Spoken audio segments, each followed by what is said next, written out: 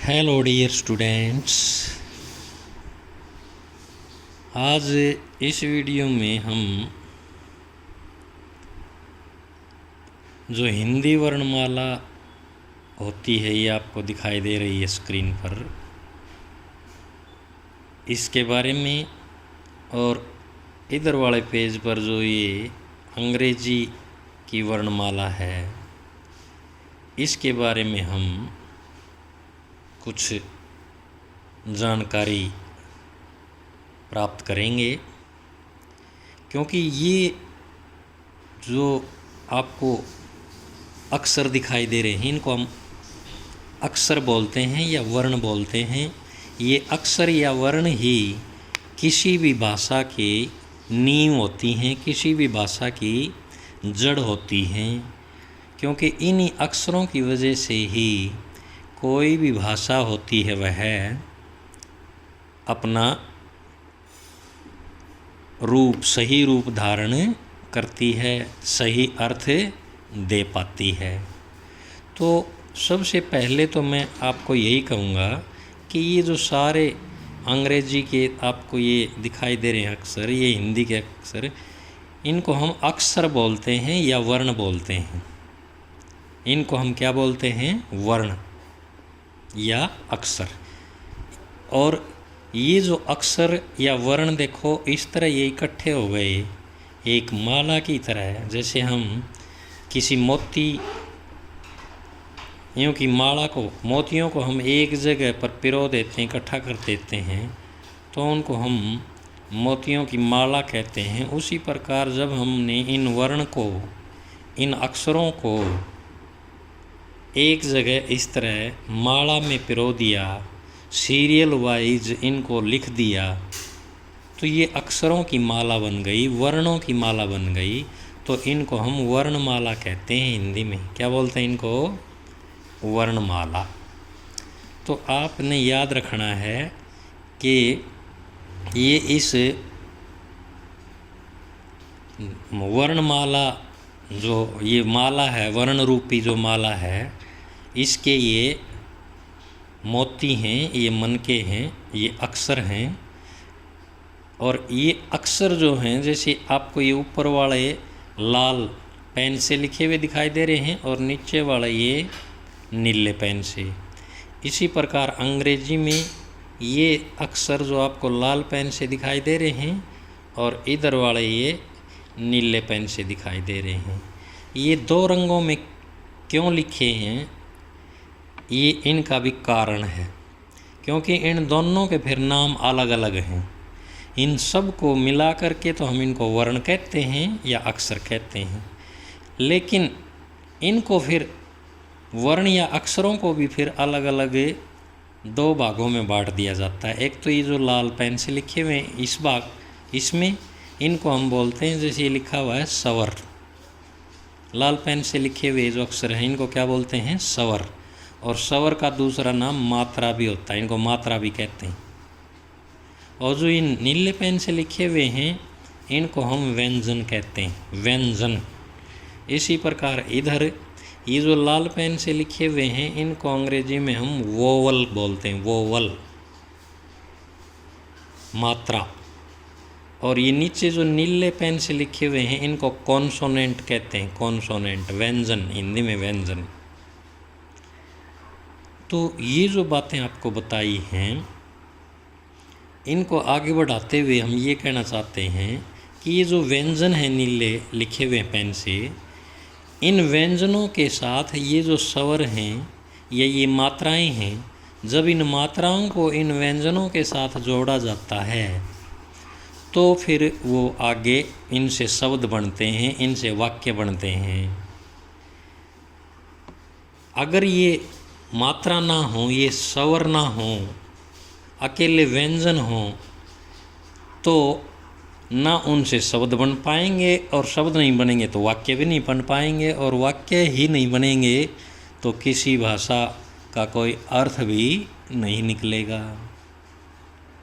तो ये जो स्वर हैं, ये वोवल हैं, इनका किसी भी भाषा के लिए बहुत ज़्यादा महत्व होता है। जिस प्रकार एक व्यक्ति के दो पैर होते हैं, उन दो पैरों से वह चल कर के या चलता हुआ सारे काम करता है।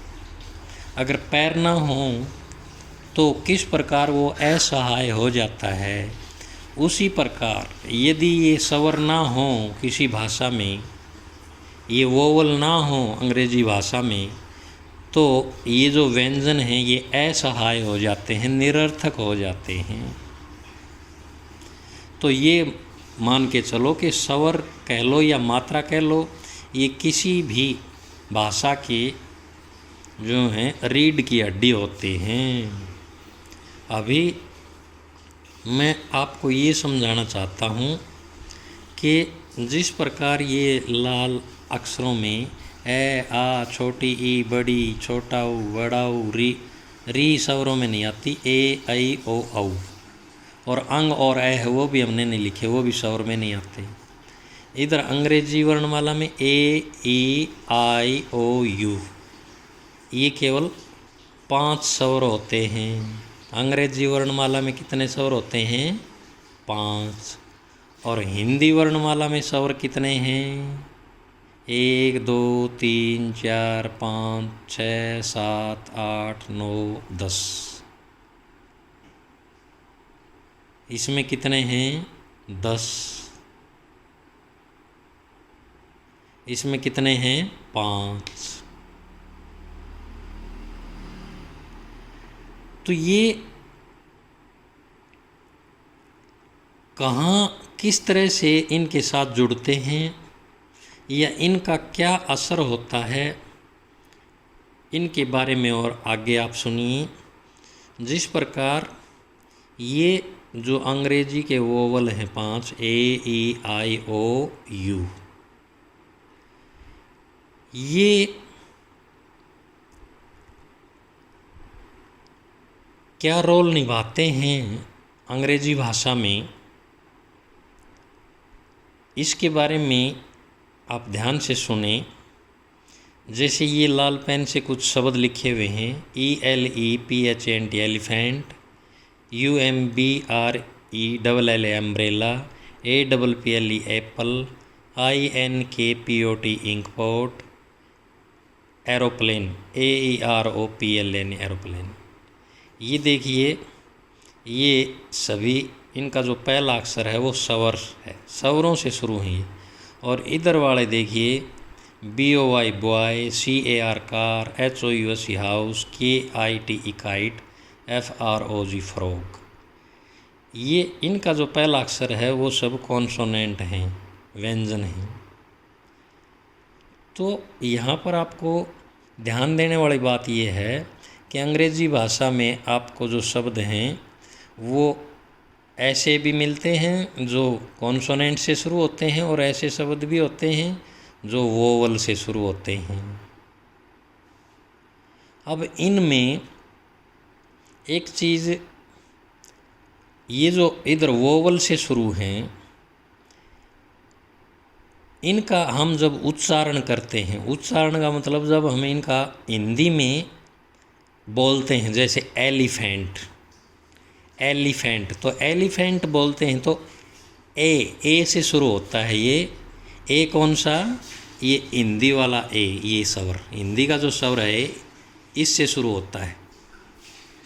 इसी प्रकार एम्ब्रेला, एम्ब्रेला, ये एम्ब्रेला है, ये भी जब इसका उच्चारण करते हैं तो एम्ब्रेला, ये भी ए से शुरू होता है, एम्ब्रेला, हिंदी वाले ए से शुरू होता है, तो ये हिंदी वाला स्वर है। इसी प्रकार इंकपॉट, इंक, इसका उच्चारण करते हैं अर्थात हिंदी में जब इसको बोलते हैं इंक, तो ई, ये ई से शुरू होता है। ये कौन सा ई? हिंदी वाला ई स्वर। तो यहाँ पर जो आपको ध्यान देना है वो बात ये है कि चाहे ये वोवल से शुरू हों अक्षर, चाहे कॉन्सोनेंट से शुरू हों, जब हम उनका उच्चारण करते हैं तो यदि उच्चारण करते समय हिंदी वाले स्वर की, किसी भी स्वर की आवाज़ से शुरू होते हैं, किसी भी हिंदी के स्वर से शुरू होता है उनका उच्चारण, तो हम उससे पहले एन लगाएंगे, ए एन एन। क्या लगाएंगे? एन। और यदि कॉन्सोनेंट व्यंजन से शुरू होता है, व्यंजन की आवाज़ आती है, तो उससे पहले क्या लगाएंगे? ए। कोई भी एक चीज़ है तो उससे पहले, ज़्यादा हो तब नहीं, कोई भी एक चीज़ हो। जैसे ये है एम्ब्रेला, तो एम्ब्रेला का उच्चारण करते हैं तो ए से शुरू होता है हिंदी के स्वर से, तो इससे पहले हम क्या लगाएंगे? A an. An elephant. An elephant का मतलब एक हाथी। An umbrella. An umbrella.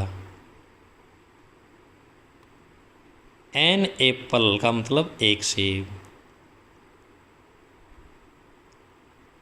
N ink pot. An aeroplane.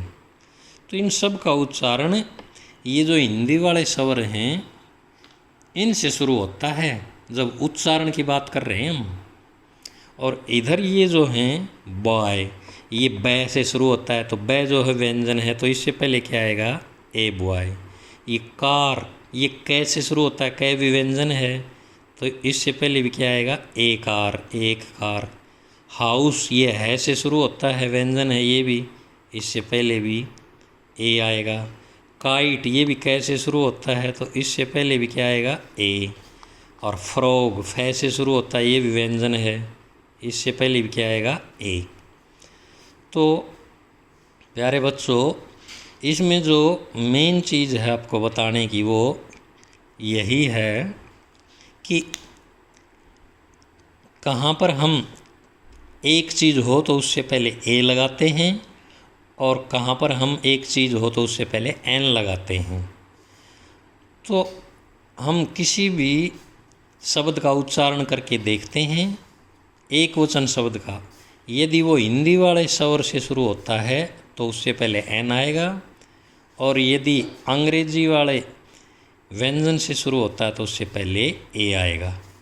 तो आज इस वीडियो में हम आपको यही बताना चाह रहे थे कि कहाँ पर ए आता है और कहाँ पर एन, ए और एन का प्रयोग। आशा है आपको कुछ समझ में आया होगा। जय हिंद।